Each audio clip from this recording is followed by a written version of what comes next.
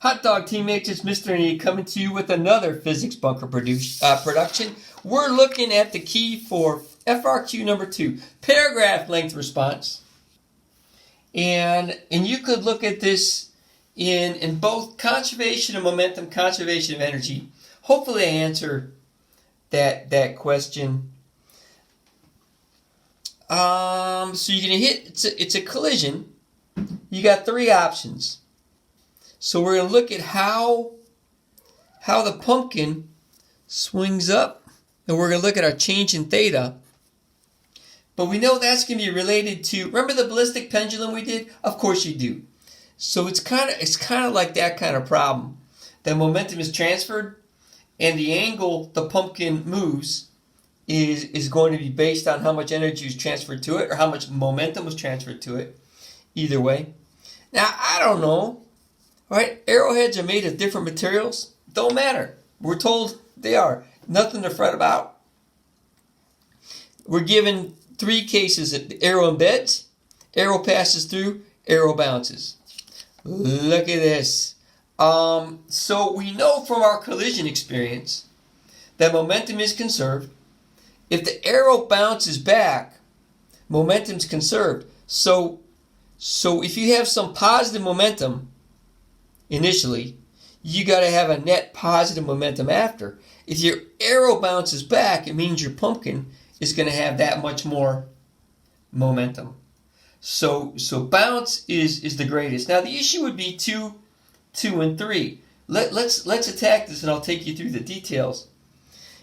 If the arrow, let's look at the arrow passes through first. Let's look at that one. So the arrow passes through. It's still moving. It still has momentum. So it doesn't transfer very much momentum to the pumpkin compared to the other 2 cases. Clearly not as much as arrow bounce or theta bounce. The embedded arrow transfers all of its momentum to the pumpkin. And so that's going to go up higher than pass, but lower than bounce. Does that make sense? So you're looking at momentum transfer, and how much of that momentum is transferred to the pumpkin. Arrow bounces, you have a lot more momentum to account for, because you got to make up for that momentum in the negative x direction. Passes through, arrow still has momentum. It didn't pass as much momentum to the pumpkin. Arrow embeds, it's going to transfer all that momentum to the pumpkin.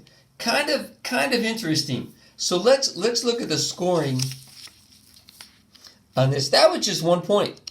Now, as on anything in AP Physics, your narrative has got to agree with your ranking. As I've said on previous videos, you can't put something up here and say, I'm going to hedge my bets, and you're not going to get away with it. I'll tell you right now. So identify conservation that momentum applies. That was 1 point. In all 3 cases, the change in momentum equals momentum gained by the pumpkin. Easy. You can also attack this. I made a note. Look at it like a ballistic pendulum. You can also look at this as a greater theta is proportional to a greater velocity that's transferred. The bounce of the arrow transfers the most. That was a point.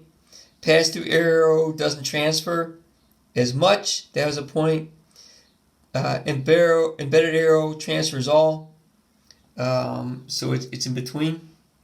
Slows more as it transfers more. So the one that embeds slows max, right? It stops. So it's gonna transfer all the momentum. You could also attack this by conservation of energy. You could talk about the kinetic energy before and after, but I think the prudent student would see this as a conservation of momentum problem because of the collision.